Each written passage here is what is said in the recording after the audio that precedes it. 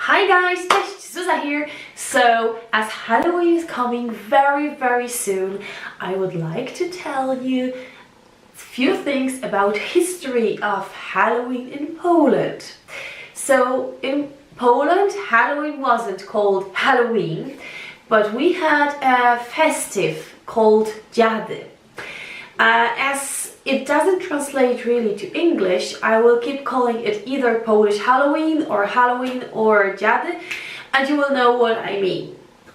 So before we start, remember to subscribe this little or big red button, subscribe and click the little bell icon to get notification every time that I post. So with no further delay, let's move on.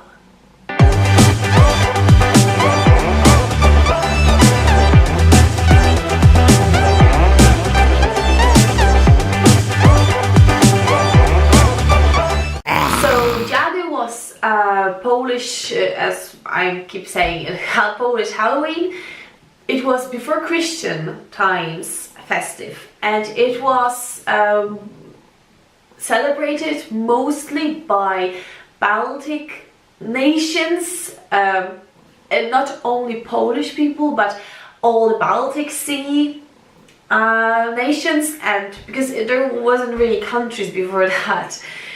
So at the beginning it was celebrated twice a year in the May, and then on the fall when the fall was turning into the winter, which was 31st October and 1st November, which is our Halloween and our Day of the Dead. So they believed in those special days the ghosts and spirits has an access to our world. So they wanted to make it special for the ghosts, as it was believed, and it is believed now, that the ghosts and spirits can do something for us, and on that day we can do something for the spirits. In Christian tradition, you can pray for the spirits on the Day of the Dead and whole week after. And if you make a prayer, go to cemetery and pray for one particular spirit or any other spirit, this spirit will get to heaven. And I think this is something that was taken from Dziady. On this day, they had a lot of traditions that they were doing. So they had a feast, they were burning the fire in the fireplace, or they had fire to make it nicer for the spirits, to get them warm, to them to feel comfortable and happy. They were preparing some feast for the spirits, for themselves as well, but there were special dishes for the spirits. They were leaving them outside of the house or on the cemetery, or even during the feast, if something fell down on the ground, they couldn't take it back on the table, or if the spoon fell down, they couldn't pick it up, because that means the spirits are hungry and they want to eat. So the next thing after giving something to eat to the spirits, usually the food that was prepared for the spirits was honey or other sweet things, alcohol, but usually sweet things like honey or pies that were sweet, and alcohol like vodka. So after that the spirits had to get warm, so they got sauna or they got fireplaces. The fireplaces were also to guide the spirits to the other world so they can make peace. But there were other ritual that was to prevent demons to come to our world, was to make fire on the crossroads, and that was somehow preventing demons to come to our world.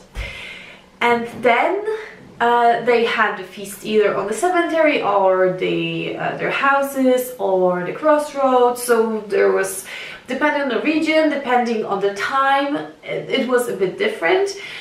And the funny fact is that actually the remains of the ritual that they were burning the fire to guide the spirits are the lights that we're burning on the cemetery now. So if we're going to the grave of the loved one, we're leaving the light, and that's the remain of this ritual.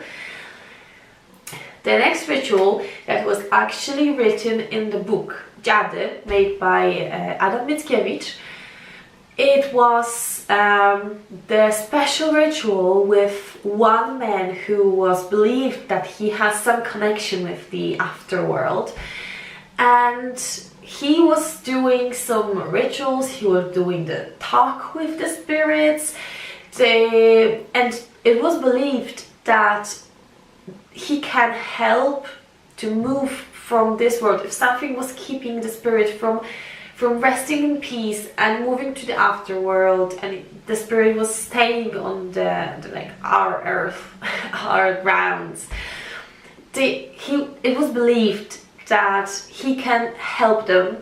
So he did the talking, and he was doing like a connection between the people on earth and spirits, and they were talking to each other, and that usually meant that the spirit was free, and it was free to go to the afterworld and really rest in peace.